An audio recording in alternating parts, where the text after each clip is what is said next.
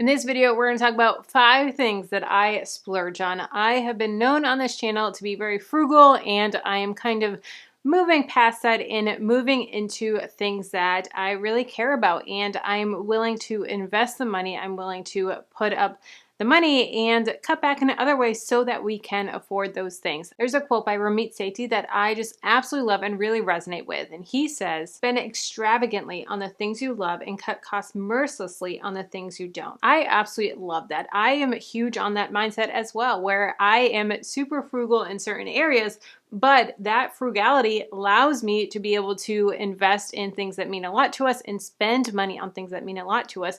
Now that we're debt free, now that we don't have that consumer debt, the student loans, car loans, or anything like that, we're able to put our money towards things that really mean a lot to us. And I can be not frugal in many areas. Today, we're going to talk about 5 areas that we are not frugal. The first one is skincare. I have learned now that I am into my 30s that skincare is important, and taking care of my skin, I have always been someone that just kind of doesn't do much with my skincare, makeup, or anything like that. And over the past year or so, I've really started to invest in good quality skincare so that I'm taking care of my skin and knowing that it's something that I'm going to have for the rest of my life. So I need to take care of it. I need to prevent skin cancer, all those different things, especially living in Florida and wearing sunscreen and good quality sunscreen, and just taking care of my skin at night with proper oils and different things, and learning how to combat adult acne, because yes, in my 30s, I still get acne. So just learning how to work through all of that. So skincare is really important,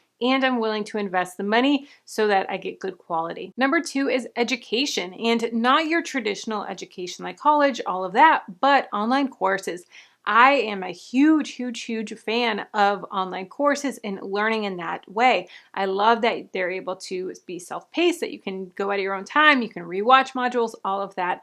I am huge on learning that way, and I have grown my knowledge so much these past couple of years on how to grow my business, how to save money in different areas, how to learn how to be a coach, learning how to run a business, learning how to invest, learning how to do all of the different things that I've learned from online courses and investing in education and investing in those tools. I've learned that it takes money to make money. It takes money to really grow your wisdom, and something that I'm huge on is self-education and growing my knowledge base so that I'm always learning, I'm always growing, and just pouring into myself that way so that I can pour into you guys as well. Comment down below, what is something that you splurge on, or something that you hope to start splurging on once you become debt-free, once you have the means to do it. Comment down below. I would love to hear from you. Also, please take a second to hit the like button and subscribe to the channel if you're not already. Welcome if you're new. My name is Kelly Ann Smith with freedomandabudget.com, and my channel is all about saving money, growing your income, entrepreneurship, and investing for beginners. So definitely subscribe if that is something that interests you, and share this video with a friend. Number 3 is investments, and investments are something that we have really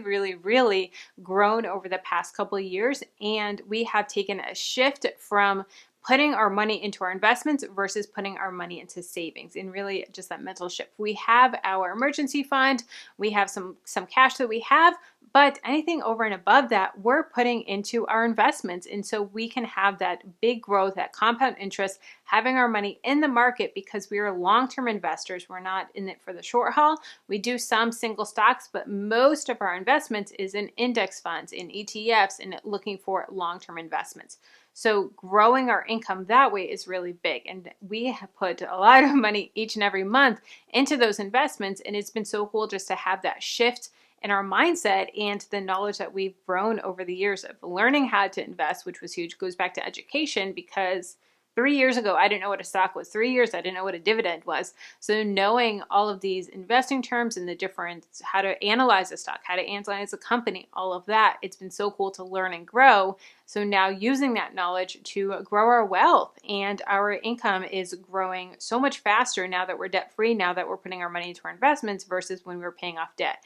It's amazing how much faster your net worth grows, and the compound interest, the way that the market works, is just incredible. The 4th thing that we splurge on is vacations. And my husband and I are really big travel people. We're really big about exploring and having experiences, and travel is something that we splurge on. Travel is something that we really are passionate about and love. We have traveled to Alaska. We did an Alaskan cruise.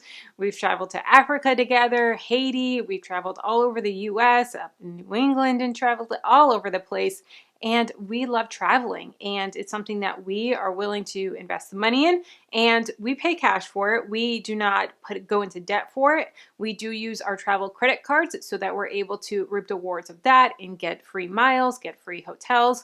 We traveled to Alaska and did our Alaskan cruise, and the flights to Seattle from South Florida were all paid for by our travel rewards, including 2 nights in a hotel as well. So travel rewards is awesome and a great way to be able to experience that. But like I said, we do not go into debt for our vacations. We always pay them off, and it is something that we are very passionate about and absolutely love traveling and seeing the world. Next up is we buy nice cars. Now, we are not the type that buys junk car cars, but we do save up and buy cars in cash.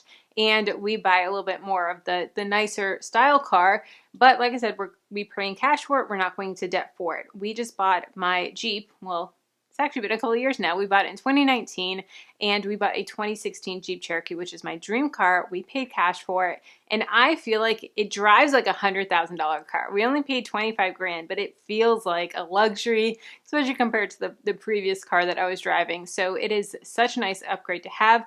And then we are saving for a Tesla for my husband. So we are people that buy nice cars, but we save up and pay cash for them. So we do them responsibly, and we always buy used. We don't buy brand new because of the depreciation that the car has. So buying nice cars is something that we like and that we do. It's our personal decision. If you want to know how I'm building my business that is going to make me $100,000 this year in 2021, check out this video here. And if you want to see the flip side of this video and some frugal tips, some frugal habits, check out this video here. No.